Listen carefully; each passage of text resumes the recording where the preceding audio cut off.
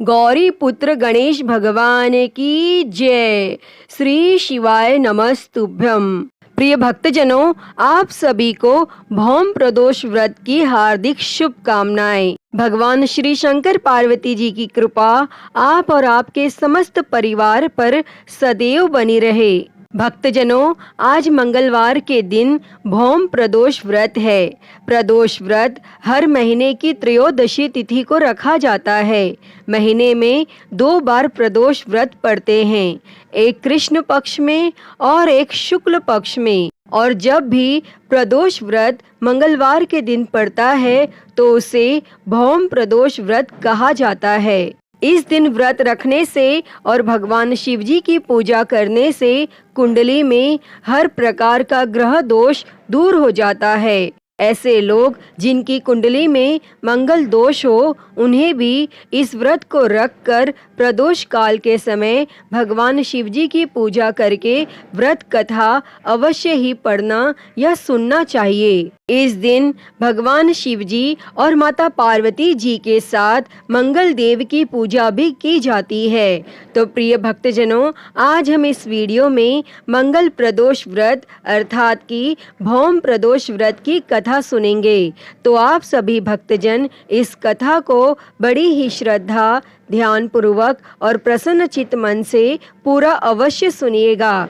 तो सभी प्रेम से बोलिए श्री शंकर पार्वती भगवान की जय, मंगल देव की जय। पौराणिक कथा के अनुसार एक समय की बात है, एक नगर में एक वृद्ध महिला रहा करती थी। उसके साथ उसका बेटा भी रहता था। वह वृद्ध महिला भगवान शिव जी की बहुत ही बड़ी भक्त थी। भगवान शिव जी के साथ साथ वह हनुमान जी की भी पूजा किया करती थी और हर महीने प्रदोष व्रत भी रखा करती थी। मंगलवार को वह हनुमान जी की विशेष पूजा करती थी। एक बार हनुमान जी ने अपनी उस भक्त की परीक्षा लेने की सोची और हनुमान जी साधु का वेश धारण कर उस वृद्धा के घर गए और पुकारने लगे कि है कोई हनुमान भक्त जो हमारी इच्छा पूर्ण करे। और यह आवाज उस वृद्धा के कान में पड़ी और वह पुकार सुनकर वृद्धा जल्दी से बाहर आई और साधु को प्रणाम कर बोली, आज्ञा महाराज। और साधु के वेश में हनुमान जी बोले, मैं भूखा हूँ, भोजन करूँगा, तुम थोड़ी सी जमीन लीप दो। और वह वृद्धा द्विधा में पड़ गई। अंततः हाथ जोड़कर बोली, महाराज, लीपने और मिट्टी खोदने के अतिरिक्त आप कोई दूसरी आज्ञा दे, मैं अवश्य पूर्ण करूंगी। तब साधु ने 3 बार प्रतिज्ञा कराने के बाद कहा, तू अपने बेटे को बुला, मैं उसकी पीठ पर आग जलाकर भोजन करूंगा। और यह सुनकर वृद्धा घबरा गई, परंतु वह प्रतिज्ञाबद्ध थी और उसने अपने पुत्र को बुलाकर साधु को सौंप दिया। और साधु वेशधारी हनुमान जी ने वृद्धा के हाथों से ही उसके पुत्र को पेट के बल लिटाया और उसकी पीठ पर आग लगवा दी। और आग जलाकर दुखी मन से वह वृद्धा अपने घर में चली गई। और इधर भोजन बनाकर साधु ने वृद्धा को बुलाकर कहा कि उनका भोजन बन गया है, तुम अपने पुत्र को पुकारो ताकि वह भी आकर भोग लगा ले। तब इस पर वह वृद्धा बोली, उसका नाम लेकर मुझे और कष्ट ना दो। लेकिन जब साधु महाराज नहीं माने तो वृद्धा ने अपने पुत्र को आवाज लगाई और वह अपनी माँ के पास आ गया। और अपने पुत्र को जीवित देखकर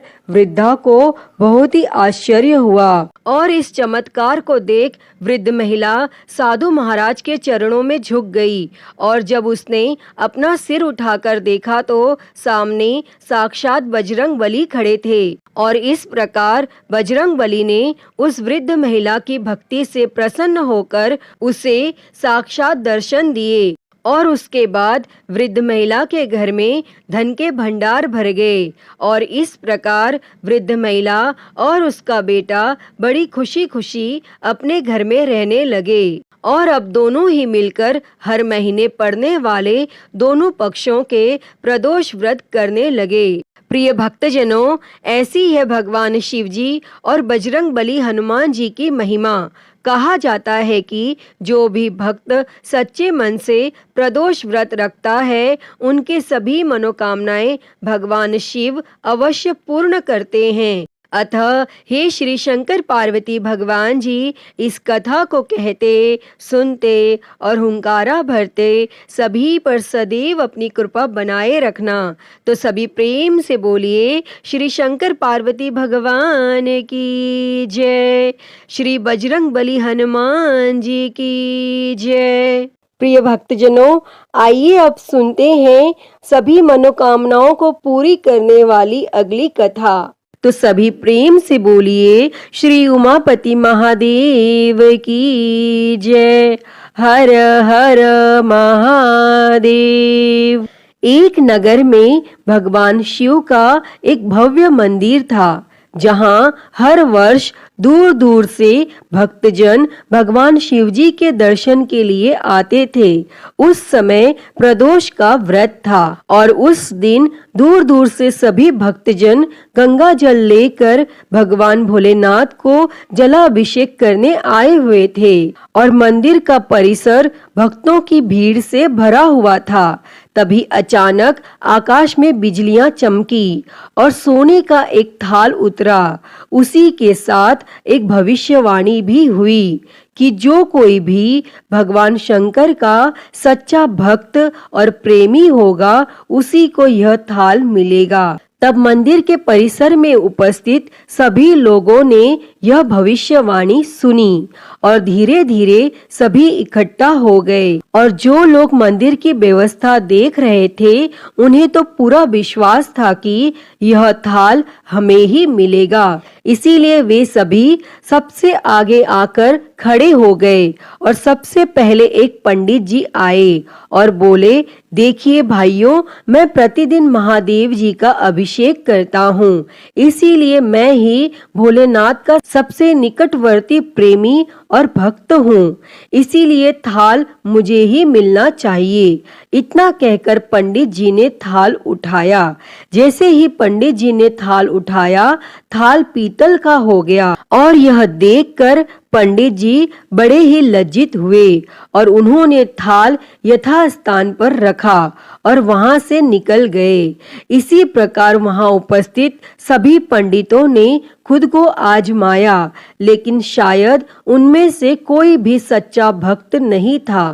उन्होंने भी थाल यथास्थान पर रखकर चले जाना पड़ा। और इसके बाद उस नगर के राजा का आगमन हुआ और राजा साहब आगे आए और बोले कि हे प्रजाजनों, मैंने महादेव के मंदिर में बड़ी भारी दान दक्षिणा की है, इसीलिए यह थाल मुझे ही मिलना चाहिए। इतना कहकर राजा आगे बढ़े और थाल उठाया। जैसे ही राजा ने थाल उठाया, थाल तांबे का हो गया और यह देखकर महाराज भी बड़े लज्जित हुए और थाल को यथास्थान पर रखकर एक तरफ खड़े हो गए। और इसके बाद इसी तरह एक एक करके दानी, महात्मा और भक्त पधारे और थाल को उठाया, लेकिन किसी के हाथ में कुछ और किसी के हाथ में कुछ और हो गया, लेकिन सोने का नहीं रहा। तब लोगों को पता चला कि हम में से कोई भी महादेव का सच्चा भक्त नहीं है। और उसी समय एक किसान का आगमन हुआ। वह बेचारा महीनों बाद आज प्रदोष व्रत के शुभ अवसर पर शिवजी के दर्शन करने आया था। गरीबी और गृहस्थी के बोझ तले दबा दिन रात खेतों में मेहनत मजदूरी करके अपना और अपने परिवार का गुजारा करता था। अभी रास्ते में आ ही रहा था कि कोई भिखारी मिल गया और कुछ खाने को मांगने लगा। तब इस किसान को दया आ गई और अपने खाने के लिए जो जो खाना लाया था वह उसने उस भिखारी को दे दिया। और थाल के बारे में इसने भी सुना था, लेकिन इसने उस ओर कोई ध्यान नहीं दिया। सीधा मंदिर में गया और महादेव का पूजन करके बाहर आ गया और परिक्रमा करके जाने को हुआ। तभी पीछे से एक व्यक्ति बोला, अरे ओ भाई, तुम भी यह थाल उठाकर देख लो, हो सकता है तुम ही वो सच्चे भक्त हो जिसके लिए यह थाल आया है। तब किसान को लगा कि वह व्यक्ति उसका मजाक बना रहा है, तो किसान ने हंसते हुए कहा, भाई, मैं तो कभी पूजा पाठ नहीं करता, महीने में एक आध बार मंदिर आ जाता हूँ, मैं काहे का सच्चा भक्त। वह आदमी बोला, हम तो देख चुके हैं, हमारी भक्ति 2 कौड़ी की भी नहीं है। अब तुम ही अपना हाथ लगाकर देख लो, सोने का थाल मिले ना मिले, किंतु पता तो चल जाएगा कि तुम्हारी भक्ति में कितनी सच्चाई है। तब लोगों के बहुत ही आग्रह करने पर आखिर उस भोले भाले किसान ने जाकर थाल उठाया और जैसे ही उसने थाल उठाया तब लोगों के आश्चर्य का ठिकाना नहीं रहा। वह सोने का थाल रोशनी से चमकने लगा। यह देखकर सब लोगों में खुशियों की लहर दौड़ गई। सभी लोग उसके जयकारे लगाने लगे और पूछने लगे, भाई तुम ही सच्चे भक्त हो, अब हमें भी बता दो कैसी भक्ति करते हो जिससे महादेव तुमसे इतने प्रसन्न है। तब वह किसान बोला, भाई, मैं कोई भक्ति नहीं करता, मैं केवल दिन भर खेतों में काम करता हूँ और थोड़ा समय निकालकर जरूरतमंद लोगों की मदद करता हूँ। इसके अलावा भगवान भोलेनाथ का मन ही मन ध्यान कर लेता हूँ और कोई विशेष कार्य नहीं करता। तब लोग पूछने लगे कि तुम लोगों की मदद क्यों करते हो? तब वो किसान बोला, सुकून, दूसरों के चेहरे पर मुस्कान देखकर मुझे जो आनंद और खुशी होती है उसे मैं शब्दों में बयां नहीं कर सकता। शायद यही कारण है कि महादेव मुझसे खुश हैं। प्रिय भक्तजनों, इसीलिए हमेशा याद रखें, सत्कर्म का आनंद भी आनंद से होता है और अंत भी आनंददायक होता है। दुष्कर्म का आरंभ भी दुख से होता है और अंत भी दुखदायक होता है। आप सैकड़ों मील की यात्रा करके भी दूसरे का दिल दुखाते हैं तो आपकी वह तपस्या, साधना और महादेव का दर्शन धूल के बराबर है। तो एक बार सभी प्रेम से बोलिए, हे भगवान भोलेनाथ, जैसे आपने उस किसान पर कृपा दृष्टि बरसाई वैसे ही अपने सभी भक्तजनों का कल्याण करना, सबकी गरीबी दरिद्रता दूर करना और उन्हें मोक्ष देना। हर हर महादेव। प्रिय भक्तजनों, आइए अब सुनते हैं माता पार्वती और भगवान शिव जी की अद्भुत कथा। एक बार माता पार्वती ने भगवान भोलेनाथ से पूछा कि हे भगवान, जो लोग अपने भाग्य से दुखी होते हैं उन लोगों को पहले से ज्यादा दुख क्यों मिलता है, और जो लोग सुख भोगते हैं उन्हें कोई दुख नहीं होता। तब उस समय भगवान ने माता के सवालों का जवाब नहीं दिया और उनके प्रश्न का जवाब देने के लिए उन्हें पृथ्वी लोक पर ले आए। तब दोनों ने मनुष्य देह धारण किया और नगर में पति पत्नी के रूप में रहने लगे। और एक दिन माता पार्वती ने रसोई बनाने की तैयारी शुरू कर दी, लेकिन माता ने देखा कि चूल्हा बनाने के लिए ईंट नहीं है, तो वे अपने घर से बाहर कुछ दूर पर ईंट लेने पहुंची और उन्होंने कुछ जर्जर हो चुके मकान से ईंट ले ली और जाकर चूल्हा तैयार किया। और कुछ समय बाद भोलेनाथ खाली हाथ घर लौटे। तब ऐसा देखकर माता ने पूछा, हे स्वामी, आप कुछ लेकर नहीं आए तो भोजन कैसे बनेगा? और इस पर भगवान ने कहा, अब उसकी जरूरत नहीं पड़ेगी। इसके बाद भगवान ने माता पार्वती से पूछा, हे पार्वती, तुम चूल्हा बनाने के लिए इन ईंटों को कहाँ से लेकर आई हो? तब माता पार्वती ने कहा, हे प्रभु, इस गांव में बहुत से ऐसे घर भी हैं जिनका रख रखाव सही ढंग से नहीं हो रहा है और उनकी जर्जर हो चुकी दीवारों से मैं ईंट निकाल कर लाई। तब शिवजी ने कहा, अच्छा, जो घर पहले से खराब थे तुमने उन्हें और भी खराब कर दिया। तुम मजबूत घरों की दीवारों से भी ईंट ला सकती थी। तब माता पार्वती जी बोली, हे भगवान, उन लोगों ने अपने घरों का रख रखाव अच्छी तरह किया है और वे सुंदर भी लग रहे हैं और उन्हें बिगाड़ना ठीक नहीं है। उन्हें बिगाड़ने का हमें मन नहीं किया।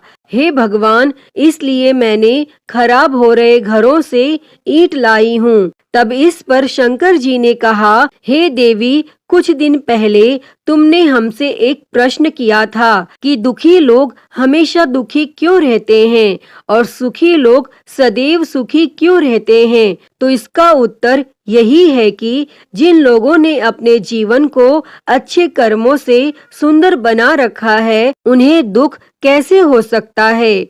देवी, जो पहले से ही अपने भाग्य को कोसते हैं उन्हीं को दुख प्राप्त होता है। अतः जो मनुष्य मुझ पर विश्वास रख के मेरा पूजन करेगा, बिल्व पत्र मुझे चढ़ाएगा और गंगा जल से मुझे स्नान कराएगा, वह मेरे लिए प्रिय रहेगा। उसे जीवन में कोई दुख नहीं होगा। और यह कहकर भगवान शिवजी माता पार्वती जी के साथ पुनः कैलाश को चले गए। तो सभी प्रेम से बोलिए, श्री शंकर पार्वती भगवान की जय। श्री शिवाय नमस्तुभ्यम।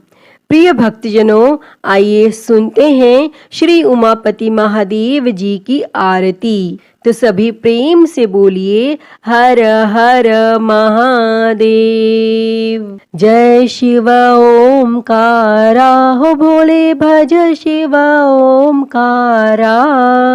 ब्रह्मा विष्णु सदा शिव, भोले भोलेनाथ महाशिव। अर्धांगी धारा, ओम हर हर हर महादेव। एकानन चतुरानन पंचानन राजे, हो भोले पंचानन राजे।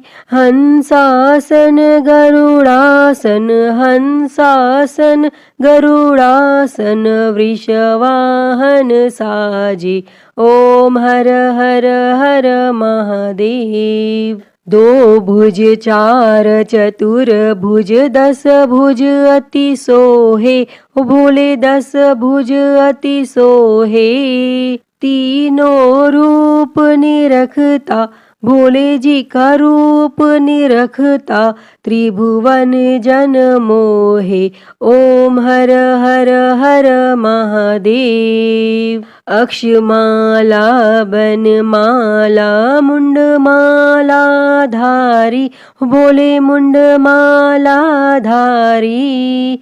चंदन मृग मद सोहे, चंदन मृग मद सोहे। भोले शुभकारी, ओम हर हर हर महादेव।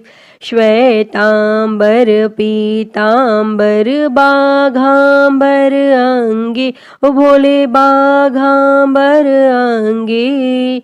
सनकादिक ब्रह्मादिक, सनकादिक ब्रह्मादिक। भूतादिक संगे, ओम हर हर हर महादेव। कर के मध्य कमंडल चक्र त्रिशूल धरता, हो भोले चक्र त्रिशूल धरता। जग करता जग भरता, जग करता जग भरता। जग संहार करता, ओम हर हर हर महादेव। ब्रह्मा विष्णु सदा शिव आजीवन एका, हो बोले जानत अविवेका। प्रणव अक्षर के मध्य ओम अक्षर के मध्य ये तीनों एका ओम हर हर हर महादेव। काशी में विश्वनाथ विराजे नंदी ब्रह्मचारी हो बोले नंदी ब्रह्मचारी। नित उठ दर्शन पावत रुचि रुचि भोग लगावत महिमाति भारी ओम हर हर हर महादेव। त्रिगुण स्वामी जी की आरती जो कोई नर गावे हो बोले जो कोई नर गावे। कहत शिवानंद स्वामी जपत हलाहल स्वामी सुख संपत्ति पावे ओम हर हर हर महादेव। जय शिव ओमकारा हो भोले भज शिव ओमकारा। ब्रह्मा विष्णु सदा शिव भोले भोलेनाथ महाशिव अर्धांगी धारा ओम हर हर हर महादेव। ओम हर हर हर महादेव। अच्युतं केशवं रामनारायणं कृष्णदामोदरं वासुदेवं हरे श्रीधरं माधवं गोपिकावल्लभं जानकीनायकं श्रीरामचन्द्रं भजे। हरे राम राम राम हरे हरे। हरे कृष्णा कृष्णा कृष्णा हरे हरे। हरे राम राम राम हरे हरे। हरे कृष्णा कृष्णा कृष्णा हरे हरे। बोलिए भगवान श्री रामचंद्र जी की जय। वृंदावन बिहारी लाल की जय। काशी विश्वनाथ महादेव की जय। श्री गणेश जी महाराज की जय। माँ भगवती की जय। धर्म की जय हो, अधर्म का नाश हो, प्राणियों में सद्भावना हो, विश्व का कल्याण हो, गौ हत्या बंद हो, गौ माता की सेवा हो, विश्व में शांति हो। ओम शांति शांति शांति ही। ओम नमः शिवाय। नमो नीलकंठाय। ओम नमः पार्वती पते। हर हर महादेव। हर हर महादेव। हर हर महादेव। हर।